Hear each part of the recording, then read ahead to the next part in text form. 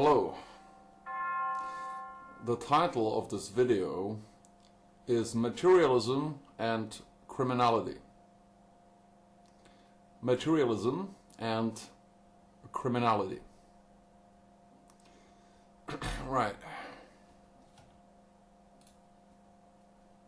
Now, when you hear typically about a crime these days, the soaring crime rates and so forth, I'm sorry. The only the basic idea that you hear on this topic is, of course, we must fight crime. We must fight crime. Right. It's something we all, got used to. We are used to hearing this line of approach and so forth. We must fight crime, and so yeah, we must fight it. War on crime, or I don't know. We need more police force, better armed, better trained. We show these criminals.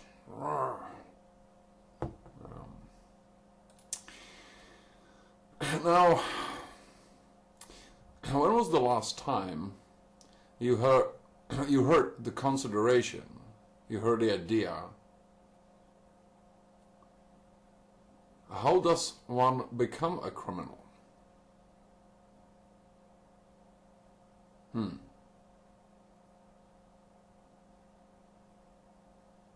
How can we help prevent it from happening to him? Can we? Can we really? Well, a materialist, of course, tells you that, if he's to be a bit more suave about it, he'll tell you, well, it's mistreatment, childhood, or, was poor, and socially excluded, and, unhappy, growing up. Or he may, if he is very straightforward and a little more cynical, he might tell you, well, he's born that way, and there's nothing you can do about it. Well, how about the idea of reforming a criminal? It actually used to be an idea.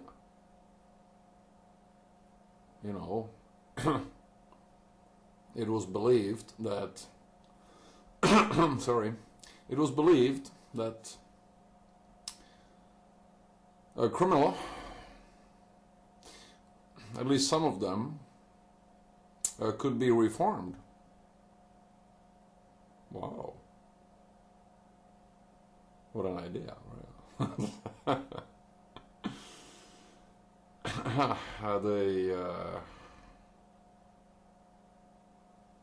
The last ones who I think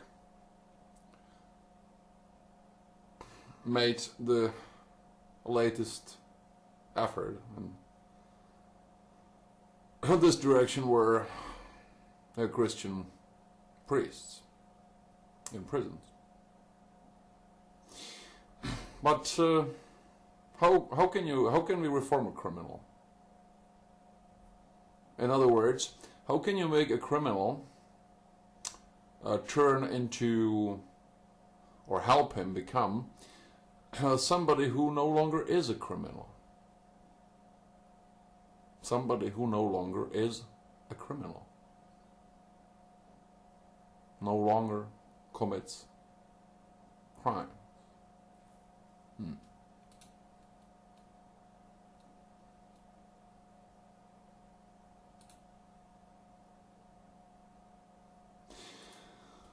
When was the last time you heard any of this?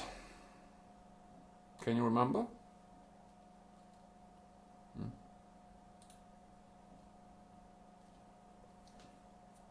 Now, there's nothing wrong in general with the idea of fighting crime. You want to be safe from criminals. You want to be defended against them.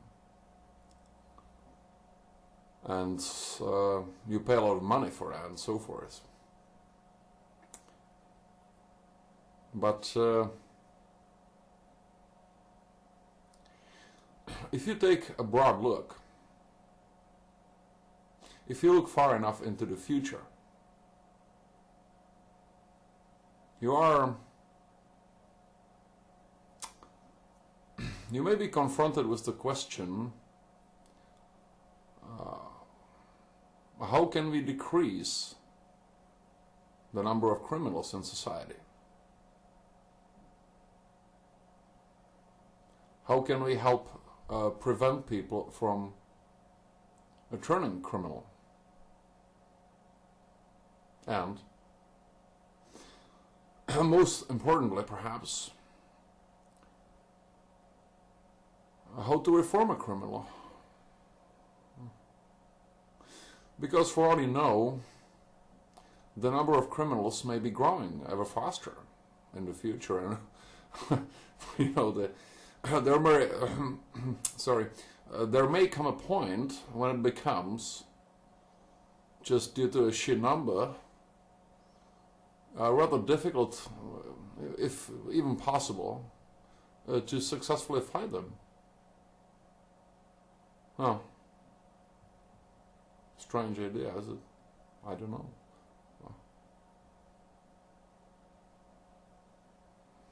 Might say it's like with germs in the body, right?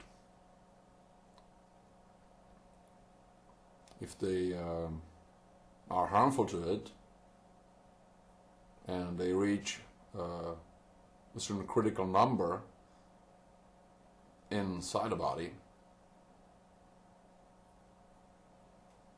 well, the body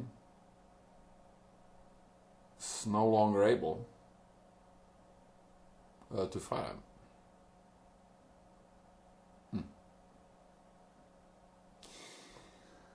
Well, so fighting crime, okay, but it's a matter of proportion and a more complex approach. If you're only left with this singular concept or approach, I'm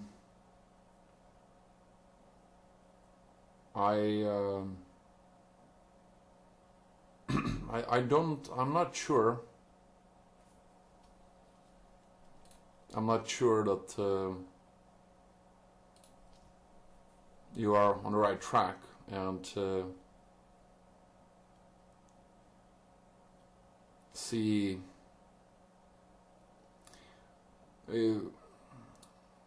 take war for example. A fighting war, you fight war to reach an objective, you know.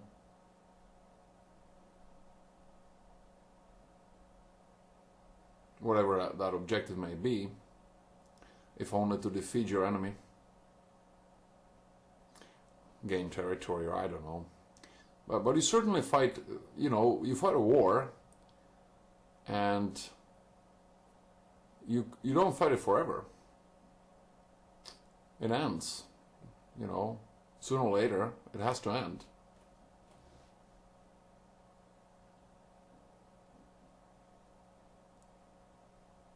But I don't know how you feel about it.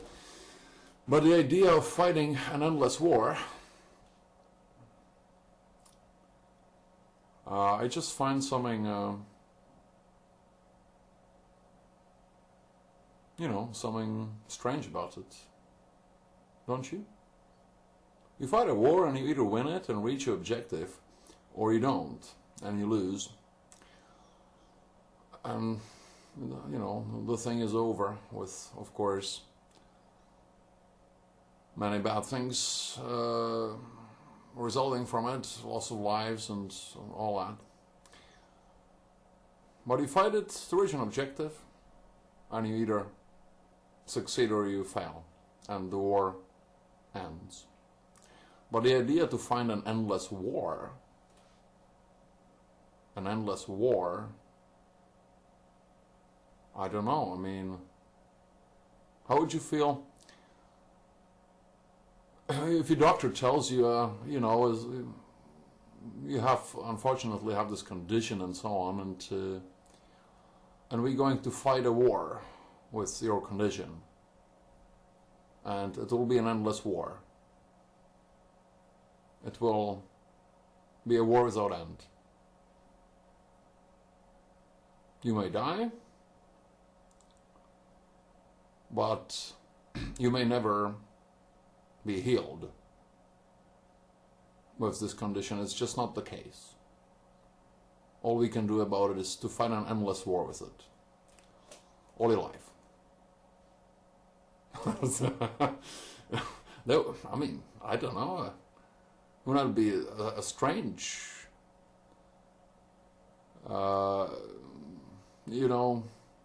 idea to contemplate it? I hear this from a doctor, and well, in a sense, this problem with fighting crime is the only way of approaching it in society. It does remind me of modern medicine in approach. Modern medicine, if you look at it, 90% of it or more so is symptomatic treatment. Symptomatic treatment, which means simply it is the suppression or an effort to suppress the symptoms of a disease, not finding its cause.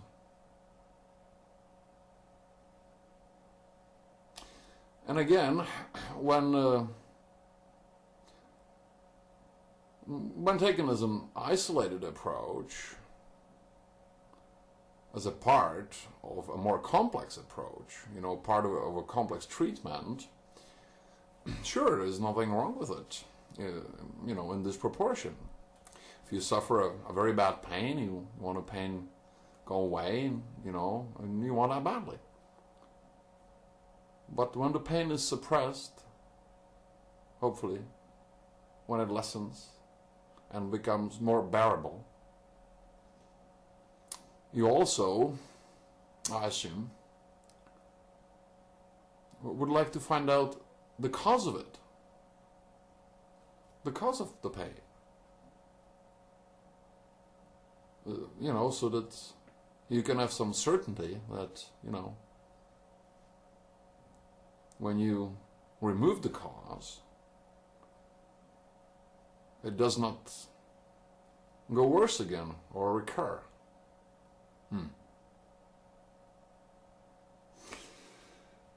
Now,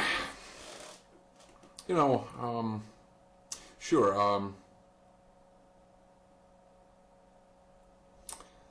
it may be just very difficult to find out the cause, and perhaps it may be even more profitable to only concentrate on the suppression of symptoms and so on. But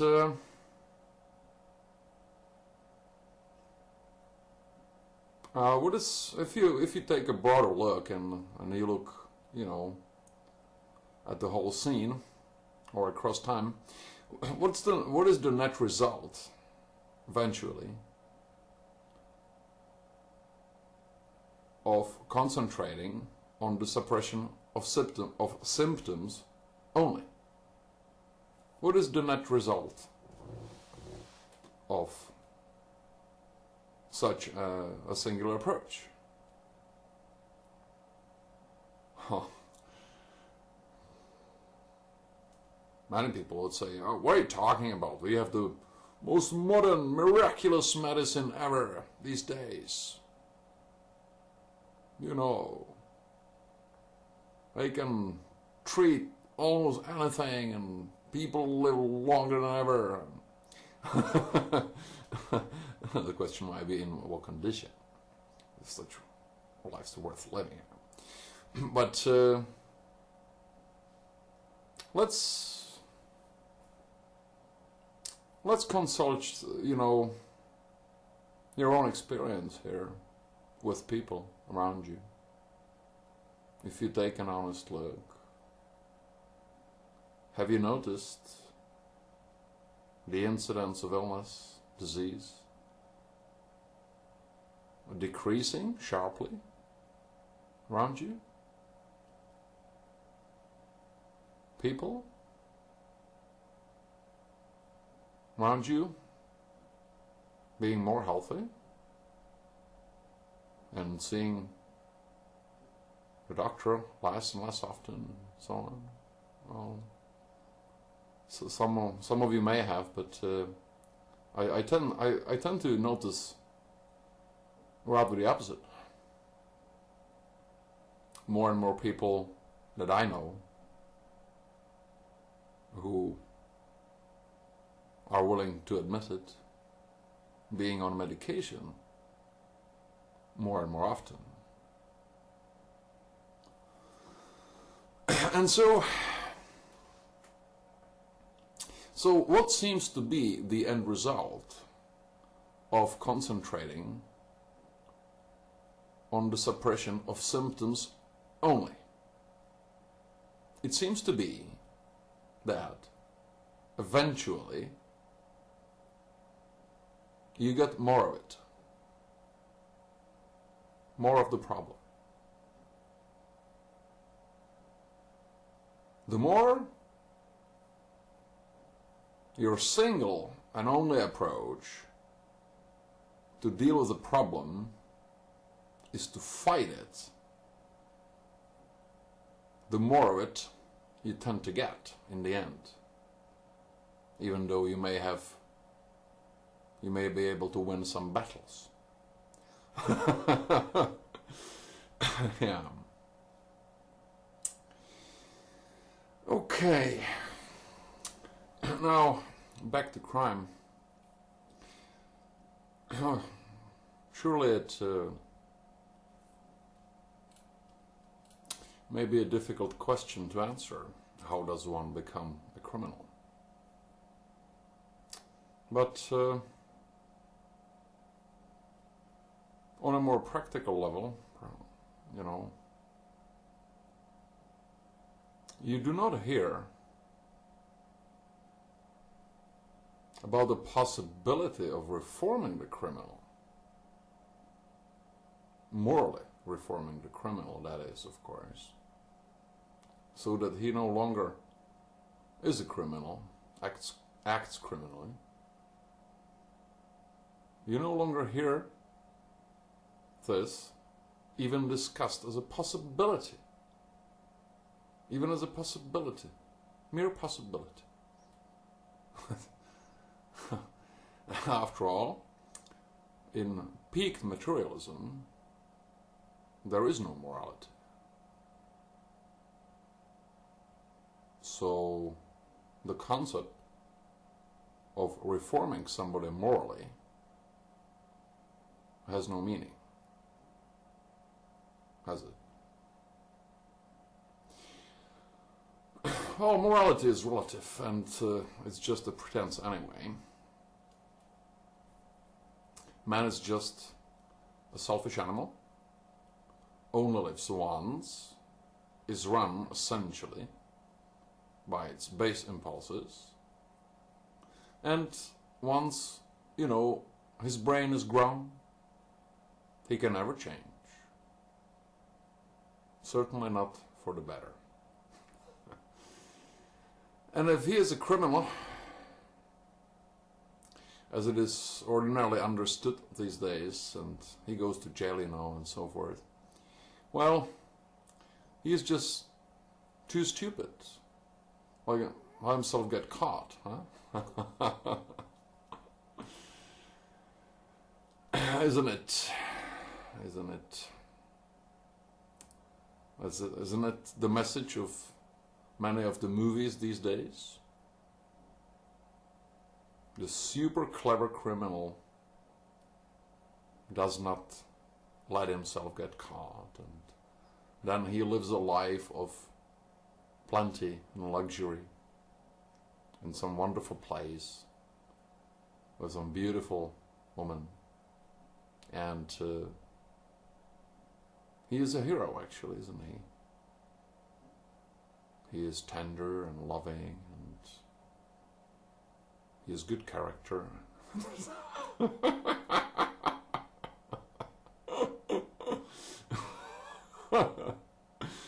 And he just,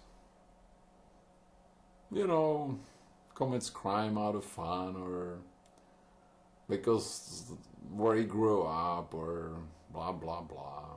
And so there you get the materialist depiction of a criminal. Well, there is a materialist explanation of crime, the cause of crime, how does one become a criminal, and so forth, as I just talked about it. And it is one of their favorite explanations is poverty. People turn criminals because they are too poor, and that's that. You can't really blame them, can you? It's capitalism that is to blame, or, you know, just bad circumstances and so forth. You have to fight poverty. Fight poverty. I think we have been as successful in fighting poverty as we have been in fighting crime.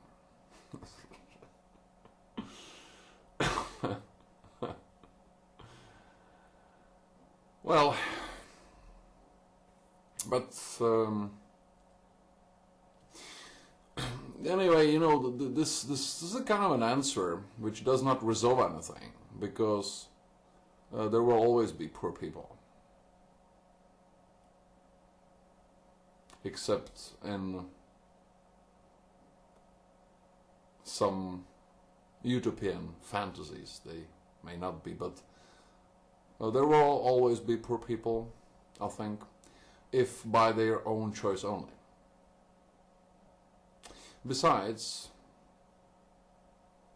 there are criminals who started their career in crime when they were rich. They didn't suffer from poverty. You know, it's a well-known fact. I'm not telling you anything new here. And this proposition that you know, the root cause of crime is poverty is easily refuted in many other ways. It is not to say that someone who falls in extreme poverty is not inclined to petty crime, steal a loaf of bread or something. But you cannot, if you want to think honestly and not make wild extrapolations, you cannot pinpoint this as the singular cause of all crime. And one could name, you know, very contradictory examples if I wanted to. For example, I mean, the Indians. wherever they still live, their originally chosen lifestyle, say in some parts of Amazonia and so on, they are extremely poor by any standard that we recognize. And yet, there is almost no crime among them.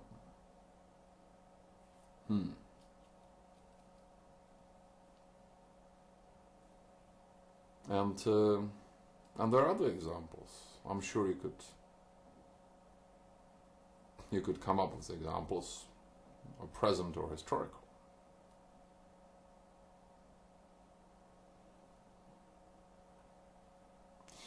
The other thing one might say is that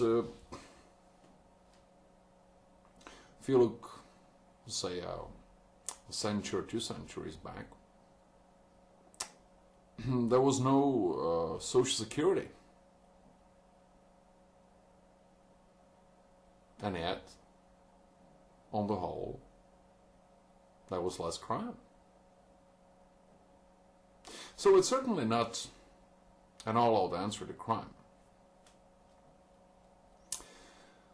But it is the sort of an answer you get from materialism, because in materialism, everybody is simply the result of his environment, of his circumstances.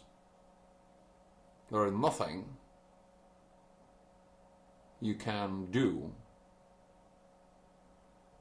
to act in any other way than your circumstances, past or present, or both combined, dictate. There is no such thing as character, moral character. It doesn't exist. On a more personal note, I have known a few criminals in my life, quite closely. One of them used to write me letters from prison at the time. Martin, what was his name? And he would always insert a drawing in the envelope with the letter. His own drawing. That he drew in jail.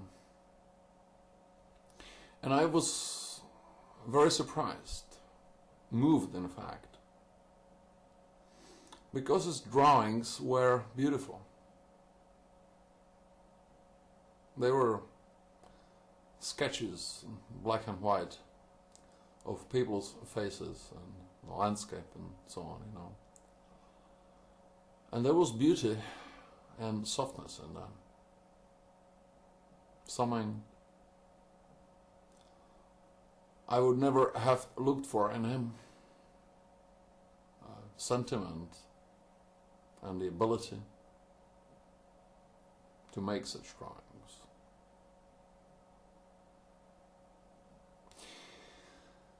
So I have known a few criminals closely enough in my life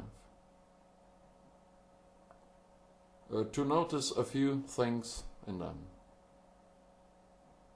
that they had in common. And the three main things I have noticed are: one,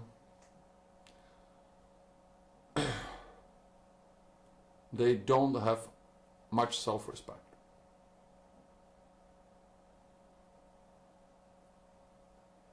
Two, they desperately want to belong. And three, they are very selfish.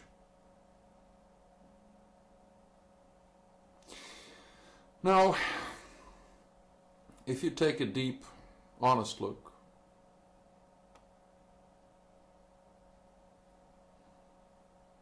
at our culture today, our society large,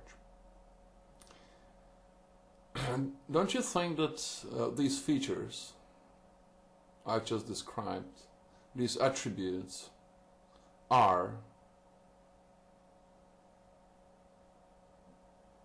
to a greater or lesser extent,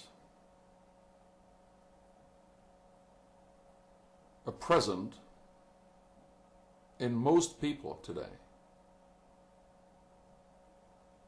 in the age of peaked materialism?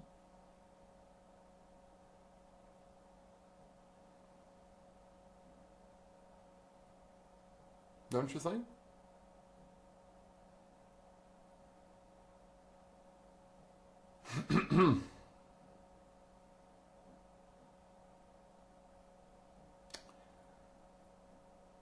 Sure, it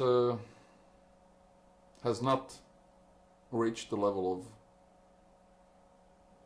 of everybody becoming a criminal. The way we consider a criminal to be who sits or sat or should sit in jail and so on, but nevertheless. And so in this sense,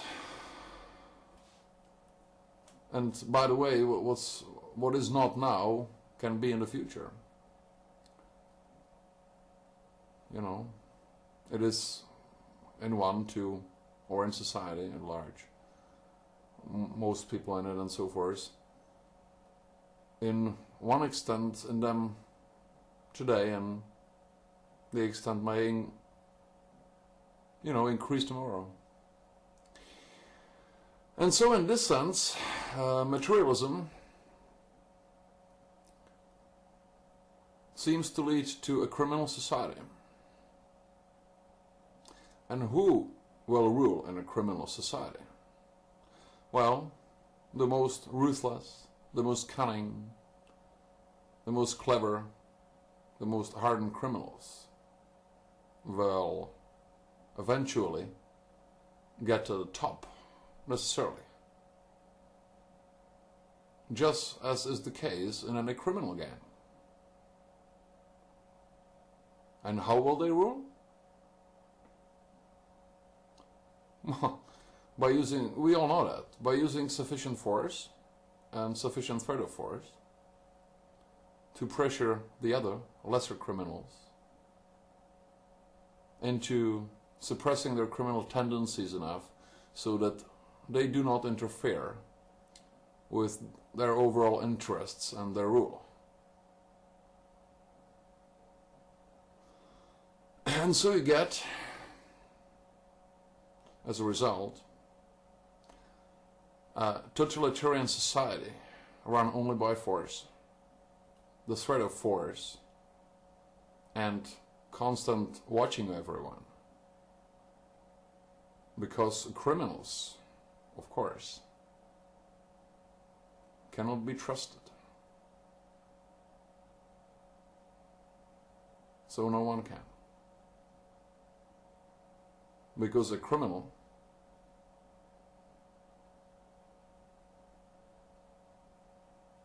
besides other things tends to see others the same way he himself sees himself. Thanks for watching.